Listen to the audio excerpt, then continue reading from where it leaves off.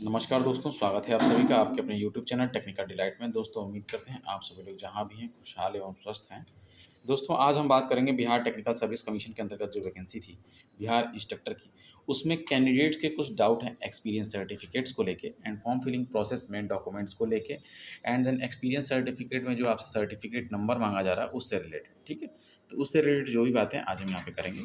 तो आप यहाँ देखेंगे क्वालिफिकेशन एंड एक्सपीरियंस में आप यहाँ देख सकते हैं, यहाँ पे क्लियरली देखिए पहले दिखा गया है। पहले ये मान लीजिए हाई स्कूल का आपका नेम ऑफ बोर्ड डाल देंगे, स्कूल इंस्टीट्यूट नेम डालेंगे, अपने हाई स्कूल के सर्टिफिकेट का सर्टिफिकेट नंबर डाल देंगे। उसके बाद परसेंटेज, इशू डेट जो भी रहेगा आपका, marks, maximum marks, percentage of marks, year of passing, ये चीज़ें आप फुलफिल कर देंगे। आई थिंक इसमें आपको कोई इशू नहीं आना चाहिए। फिर उसके बाद आप अपनी आईटीआई की डिटेल्स डालेंगे, किस इंस्टीट्यूट से आपने पास किया हुआ है, सर्टिफिकेट नंबर डालेंगे, परसेंटेज ऑफ मार्क्स डालेंगे, मार्क्स ऑफ 10 डालेंगे।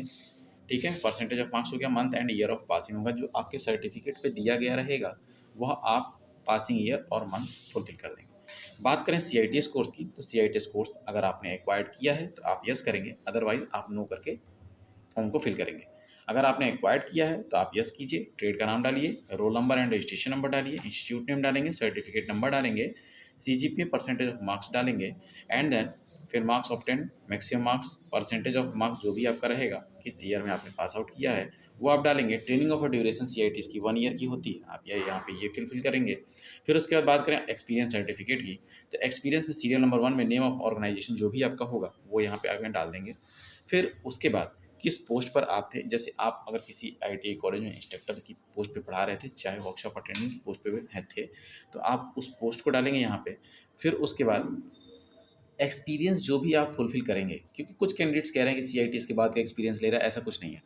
ठीक है, आप जो भी एक्सपीरियंस डाल रहे हैं सीआईटीएस के बाद चाहे सीआईटीएस के पहले, तो सबसे पहले जो आपको एक्सपीरियंस डालना है वो सबसे पहले लेटेस्ट एक्सपीरियंस डालना है। जैसे मान लीजिए कि अगर आपने सीआईटीएस, इस कैंडिडेट ने 2022 में पास आउट किया, तो 2022 से लेकर 2023 में मान लीजिए अगर इसका कुछ एक्सपीरियंस रहता है तो सबसे पहले इधर का एक्सपीरियंस डालेगा।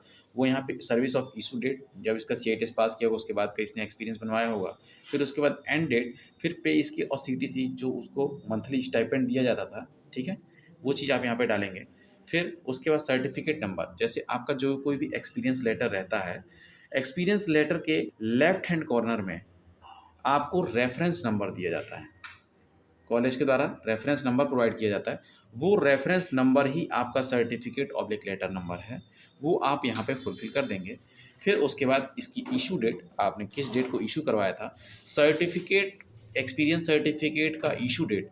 कभी भी आप इस बात का ध्यान जरूर रखेंगे कि वो चीज़ जो आपकी रहेगी, आपने मान लीजिए कोई टाइम पीरियड है, मान लीजिए 22 से लेकर 23 में मान लीजिए किसी कैंडिडेट ने 30 जून तक का अपना एक्सपीरियंस सर्टिफिकेट बनवाया हुआ है, 30 जून तक अगर आपने बनवाया है, फिर तो अगर आपका जो एक्सपीरियंस का इशू डेट होगा वो 30 जून के बाद का होना चाहिए। और आप संडे का विशेष ध्यान रखेंगे और किसी हॉलीडे का, कि उस दिन कोई हॉलीडे या संडे नहीं होना चाहिए। तो मोस्ट प्रोबेबली आप ये कोशिश करिएगा। क्या होता है कभी कभी गलती बाई मिस्टेक से आप ये गलती कर देते हैं और वो डेट गलत फुलफिल हो जाती है, जिसकी वजह से आपको हो सकता है आगे प्रॉब्लम का सामना करना पड़ सकता है। ओके, फिर चलिए आगे चलते हैं। फिर सीरियल नंबर 2 आ जाएगा। फिर जैसे मान लीजिए एक इसमें आपने एक्सपीरियंस लेटेस्ट वाला अपलोड कर दिया। फिर इसके बाद आपका जैसे टेक्निकल क्वालिफिकेशन पहले का हो, चाहे टेक्निकल हो सकता है आपका पूरा एक्सपीरियंस सीआईटीएस के बाद का हो, जो कुछ भी हो, तो आपका पहले जो लेटेस्ट एक्सपीरियंस है वो आप अपलोड करेंगे। उसके बाद ही आप अपने पुराने एक्सपीरियंस को, फिर उससे भी पुराने एक्सपीरियंस को, जिस तरीके से इस तरह से डिसेंडिंग ऑर्डर यानी घटते हुए क्रम में, सबसे पहले लेटेस्ट, उसके बाद पुराना, उसके बाद पुराना, इस तरीके से आप एक्सपीरियंस को अपलोड यहाँ पे करेंगे। एक्सपीरियंस की इशू डेट वगैरह डालेंगे।